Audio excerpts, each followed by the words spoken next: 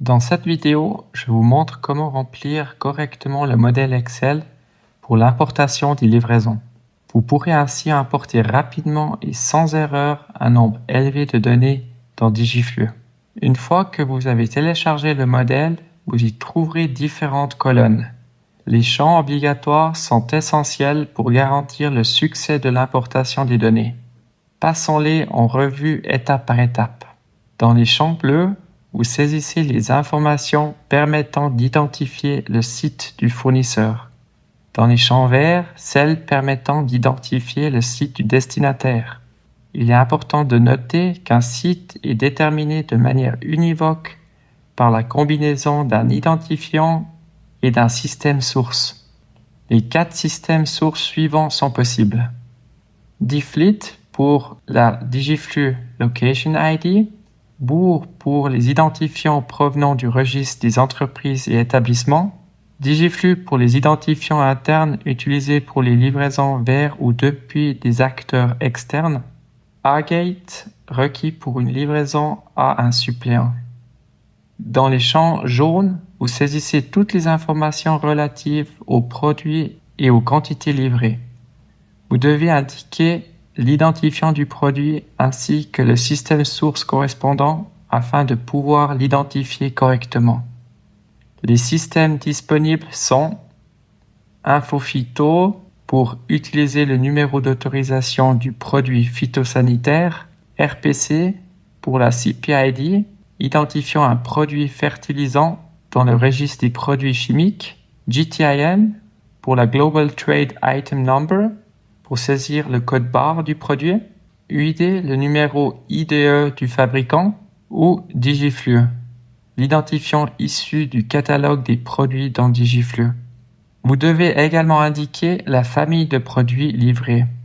Utilisez à cet effet les noms anglais comme Plant Protection Product pour les produits phytosanitaires, Fertilizer pour les engrais, Trade Product pour les produits commerciaux, Feedstuff pour les aliments pour animaux ou finalement Farm Manure Recycling pour les engrais de ferme et de recyclage. Concernant les unités possibles, vous avez le choix entre litres, mètres cubes, kilogrammes, tonnes ou pièces, en fonction du produit en question. Veuillez vérifier que l'unité sélectionnée correspond au produit saisi. La date de livraison est obligatoire. Un identifiant de livraison interne au fournisseur ainsi que le système source correspondant peuvent être indiqués de manière facultative. Cela permet de retrouver ultérieurement une livraison à l'aide de ce numéro interne. Le numéro de bon de livraison et le champ de commentaires sont facultatifs. En revanche, en cas de retour ou d'annulation, le commentaire devient obligatoire.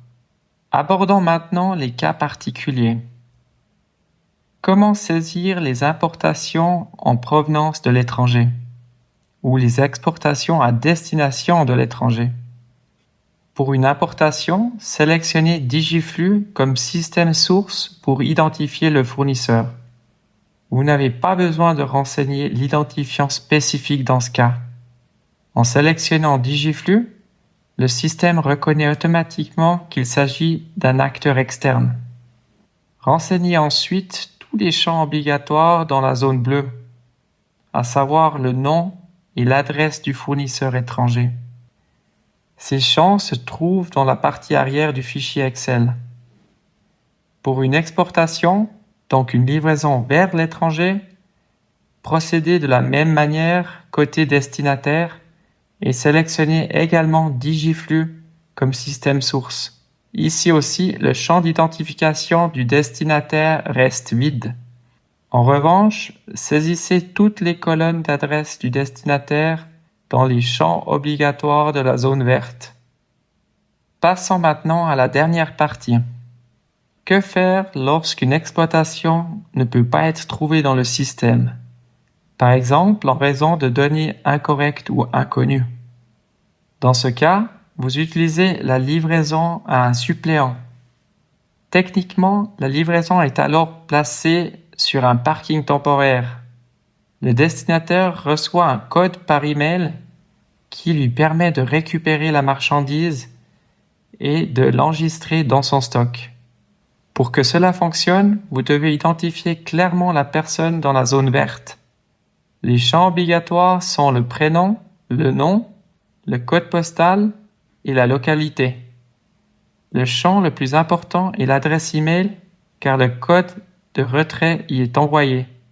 Le comptant et le numéro de téléphone sont facultatifs. Passons maintenant à la zone brune, celle-ci est utilisée uniquement pour les corrections.